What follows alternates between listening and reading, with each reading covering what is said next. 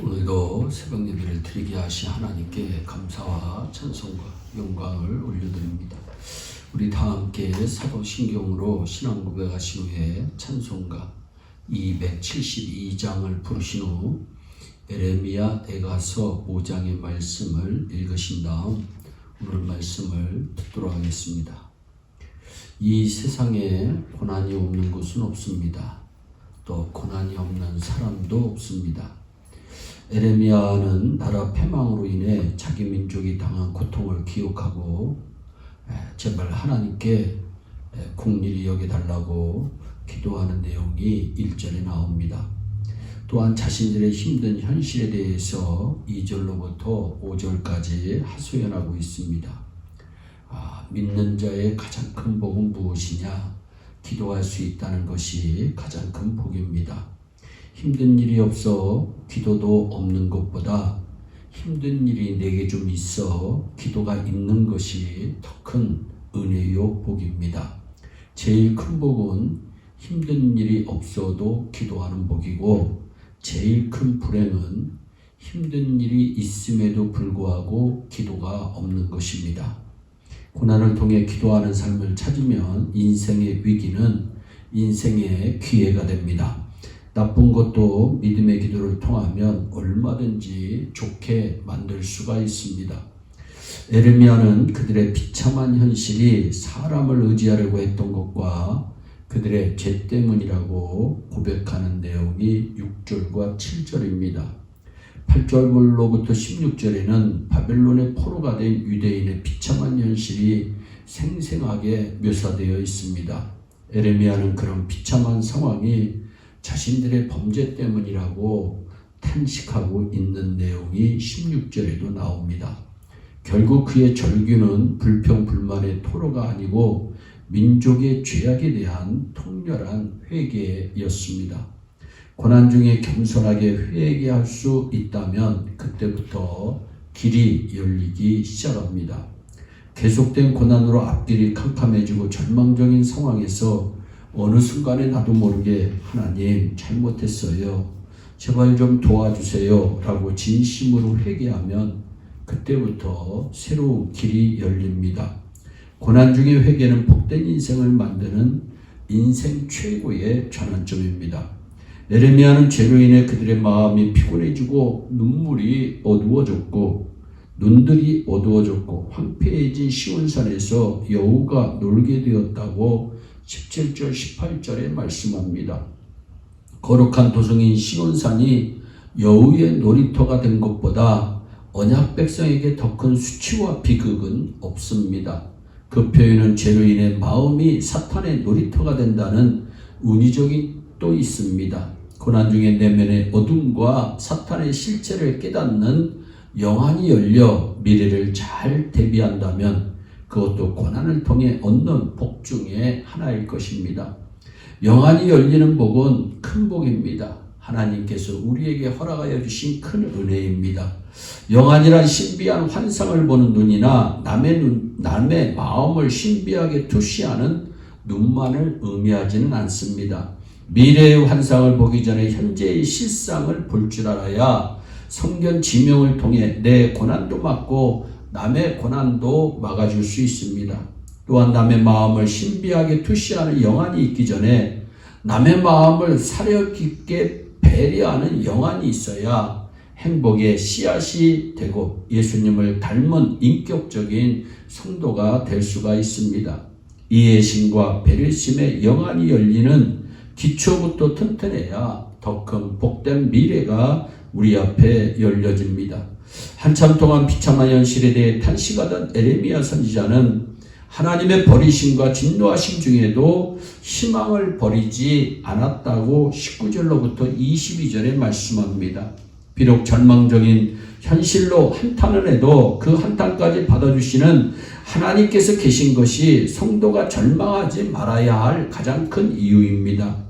절망을 희망으로 만드는 하나님을 신자는 신뢰해야 합니다. 하나님은 내 아픔과 상처를 다 아십니다. 내가 처리할 수 없으면 하나님께 맡기면 되는 것입니다.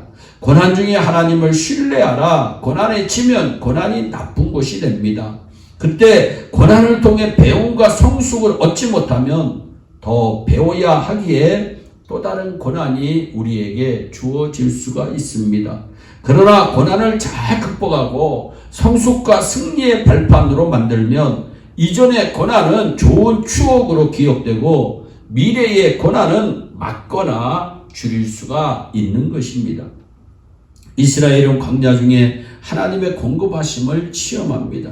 여호수아서 5장 12절에 가나안 땅의 음식을 먹은 후부터 매일 하늘에서 내리던 만나가 그쳤습니다. 그들은 축복의 가나안 땅에서보다 고난의 광야에서 하나님의 공급하심을 더욱 생생하게 체험했습니다. 고난의 광야에서 하나님은 엘리야, 다윗, 바울의 필요도 넉넉히 채워주면서 인물로 성장하는 큰 은혜를 베풀어 주셨습니다. 그 은혜가 우리에게도 있습니다. 똑같은 은혜가 우리에게도 있는 것입니다. 나도 수많은 고난을 겪었지만 지금까지 금식할 때나 식사 생각이 없을 때 외에는 돈이나 먹을 것이 없어서 이 미국 땅에서 식사를 거른 적이 거의 없습니다. 내야 할 돈이 없어 못 낸 적도 거의 없습니다. 아이들의 필요도 적절하게 채워줄 수가 있었음을 고백합니다. 가장 은혜로운 사실은 지금까지 내가 잘 살아가고 있다는 사실입니다. 고난의 순간을 지나거나 위기가 코앞에 닥친 적이 많았지만 그때마다 하나님은 기적적으로 부족한 종에게 살 길을 열어주셨음을 고백하지 않을 수가 없습니다. 처음 미국에 올 때 아내가 비행기표를 붙여줬고 저는 거의 무일푼이었습니다. 그 상태로 미국에서 수많은 일을 하고 교회 전도사 사역을 하면서 신학대학원을 졸업했습니다. 지금은 생각해보면 그렇게 못할 것 같습니다. 너무 낮에는 일하고 밤에는 야간에 공부하러 갔다가 절벽으로 떨어질 뻔한 적도 없지 않아 있습니다. 또한 낮에 일하다가 또한 강도의 위험을 당한 적도 있습니다. 신대원 졸업 후 목사 안수 받고 거의 무일푼으로 교회를 개척했습니다. 지금은 그렇게 못할 것 같습니다.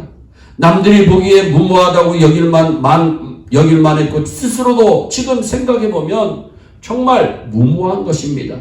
2004년 교회 땅을 사고 그로부터 하나님의 지속적인 공급하심으로 현재까지 모게지 페이먼트를 밀리지 않고 내고 있는 것 또한 기적입니다. 아직 건축이 안 된 상태에서 건축 재정까지 거의 쓰고 있어 앞으로 어떤 결정을 내려야 할지 지금은 시계 제로 상태입니다. 아마 한참 세월이 흐른 후에 지금의 상황을 회고하면서 그때도 똑같이 이렇게 저는 말할 것이라고 생각됩니다. 지금 하라면 못할 것 같습니다. 남들에게는 무모하게 보여도 한 가지 분명한 사실은 믿음과 사명을 따라 살면 하나님께서 필요를 넉넉히 채워주신다고 하는 확실한 사실입니다. 코로나19로 인하여 젊은 사람들이 교회에 나오지 않으면서 교회가 아주 어렵게 되었습니다. 그래도 믿음과 평안과 감사는 잃지 않았고 그로 인해 하나님의 은혜와 공급하심도 나에게 있어 바닥나지 않았습니다. 믿음과 감사만 잃지 않으면 하나님의 공급하심과 채워주심의 은혜가 앞으로도 계속될 것이라고 부족한 주의 종은 확실하게 믿습니다. 그런 믿음을 가지고 고난의 순간을 영광의 순간으로 바꿔 나아가기를 소원하며 기도하는 저와 우리 모두가 되기를 예수님의 이름으로 축원합니다. 기도하겠습니다. 사랑의 하나님 참 감사합니다. 고난을 통해서 하나님을 발견하게 하시고 고난을 통해서 기적을 체험하게 하시고 고난 가운데 고난을 잘 극복해서 고난이 간증이 되게 하시고 체험이 되게 하여 주옵소서. 감사하고 예수님의 이름으로 기도하옵나이다. 아멘. 우리 다 함께 주기도문으로 예배를 마치시고 각자 개인 기도하시며 오늘도 주 안에서 승리하는 복된 하루 되시기를 바랍니다. 감사합니다.